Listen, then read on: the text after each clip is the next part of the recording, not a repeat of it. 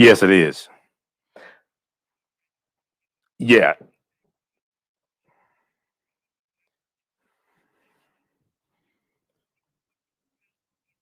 I've been watching the trial every day and covering it on my show.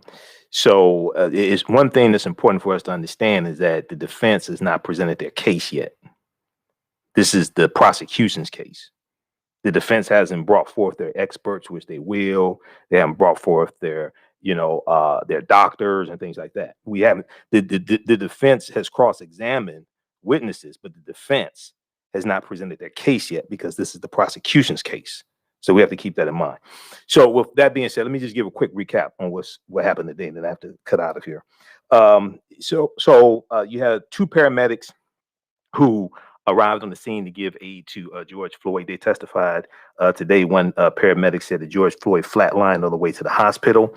The paramedic who provided medical assistance to George Floyd testified that Floyd had flatlined on the way to the hospital and that his heart was, quote, not pumping blood, end quote.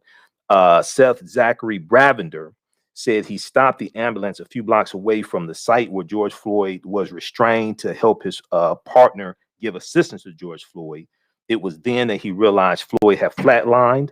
Blavender testified. He said, quote, it's not a good sign for a successful resuscitation.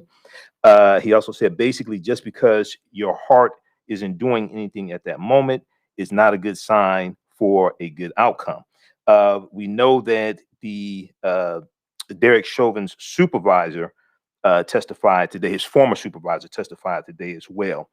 And his former supervisor testified that the restraint that the neck restraint that Chauvin used on George Floyd violated use of force policies. Okay, use of force policies for Minneapolis Police Department when it comes to neck restraint it's only supposed to be for like a few seconds as you as you try to gain control. Okay, as we saw. It was for 29 seconds, but it was 9 minutes in front of that 29 seconds. So it totally violated Minneapolis Police Department policy. Tomorrow on Friday is going to be a half day of testimony. One of the people who's going to testify on behalf of the prosecution is Minneapolis Police Department Chief Arredondo, who will also testify about police procedures and police use of force, things like this. Okay, so this today also George Floyd's former girlfriend, his girlfriend at the time, Courtney Ross, testified today as well. She gave a really emotional testimony talking about opioid addiction, okay, and how both of them were addicted to opioids. It was precipitated by an injury.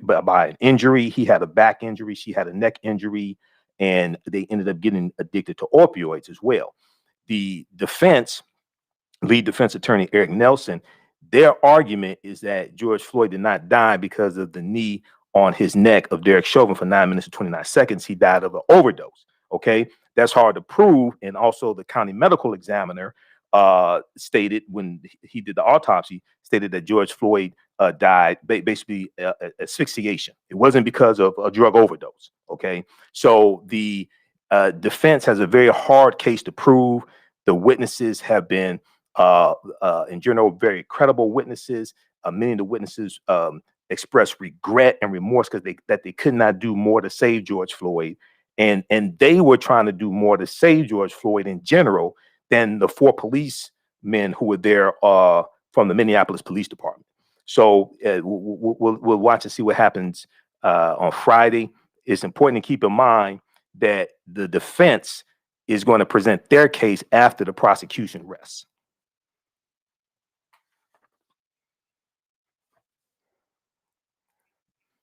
Yeah. Oh, yeah. The prosecution has done an excellent job. Yes.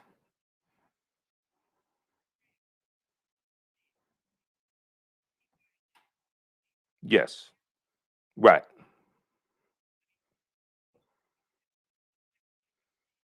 Okay. You don't want to miss at 11. They got a special guest coming up. Okay.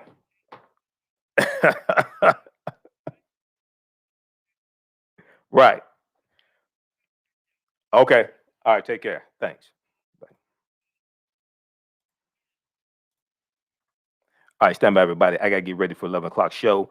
You've heard me talk about Evanston, Illinois, and Evanston, Illinois being the first city in the U.S. to provide a fund to pay reparations to African Americans who were victims of redlining in Evanston, Illinois. It was spearheaded by Fifth Ward Alderwoman Robin Rue Simmons. You've heard me talk about this and go through the process and explain all this to you. She's going to be my guest at 11 p.m. Eastern Standard Time. Exclusive interview. We're going to break down exactly what happened. We'll talk about why they dealt with redlining, a legacy of redlining, as opposed to quote unquote chattel slavery. You don't want to miss that conversation. 11 p.m. Eastern Standard Time. Also, if you want to support the African History Network, $, the AHN show through Cash App, $, the AHN show through Cash App, also through PayPal, paypal.me/the AHN show. Okay.